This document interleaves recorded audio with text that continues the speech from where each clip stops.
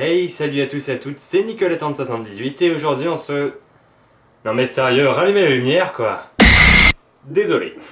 Donc, on se retrouve pour une nouvelle critique, cette fois-ci pour le film Dans le noir ou Lights Out en anglais, réalisé par David Sandberg. Alors, de quoi parle le film?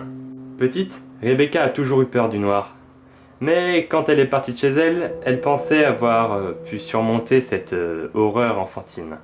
Désormais, c'est au tour de son petit frère, Martin, d'être victime des mêmes phénomènes surnaturels qui ont failli lui faire perdre la raison. Car une créature terrifiante, mystérieuse, liée à leur mère Sophie, rôde de nouveau dans la maison familiale. Cherchant à découvrir la vérité, Rebecca comprend que le danger est imminent. Donc, pour vous faire une petite histoire, à la base, Light Out est un petit court-métrage de 3 minutes qui a été posté par internet par donc, le réalisateur David Sandberg. Après avoir reçu plusieurs prix, notre ami James Wan a ramené sa petite tête pour donner 5 millions de dollars à David Sandberg qui du coup est le réalisateur de ce film. Et au final, est-ce un film d'horreur banal ou y a-t-il de bonnes idées dans ce long métrage? Eh bien, pour tout vous dire, ce film n'est pas une merde et j'en suis plutôt content. En effet, en ayant vu le court-métrage, j'ai vu tout de suite qu'il y avait énormément de bonnes idées, mais j'avais peur qu'elles soient mal exploitées en fait. Heureusement, le film nous offre ce qu'on attendait en fait, mais de plus, il y a des mécaniques d'horreur qui sont vraiment innovantes. Le crescendo marche vraiment bien sur ce film, et le dénouement m'a mis un peu sur le cul, faut l'avouer.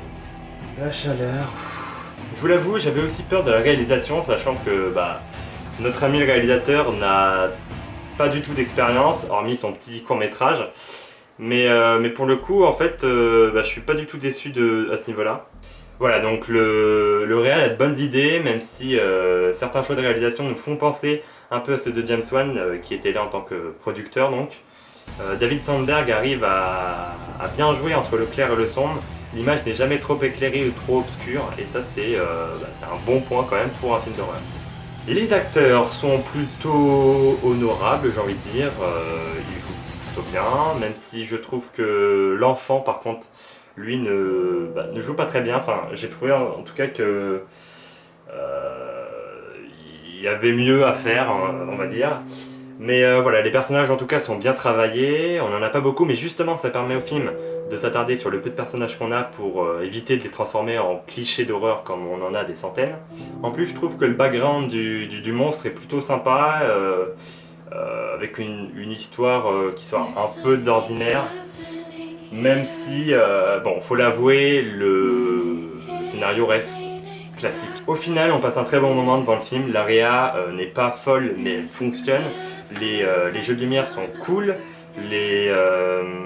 comment dire,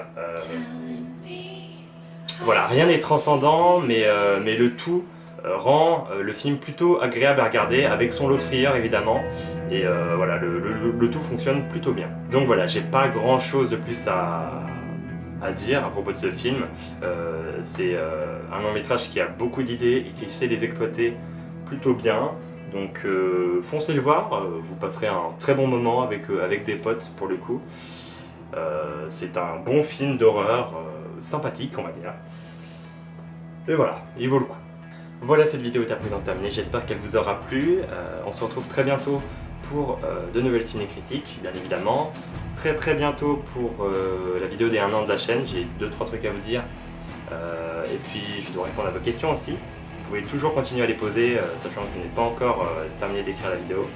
Donc voilà, n'hésitez pas à regarder sur ma chaîne pour poser vos questions sur la vidéo qui est mise à disposition.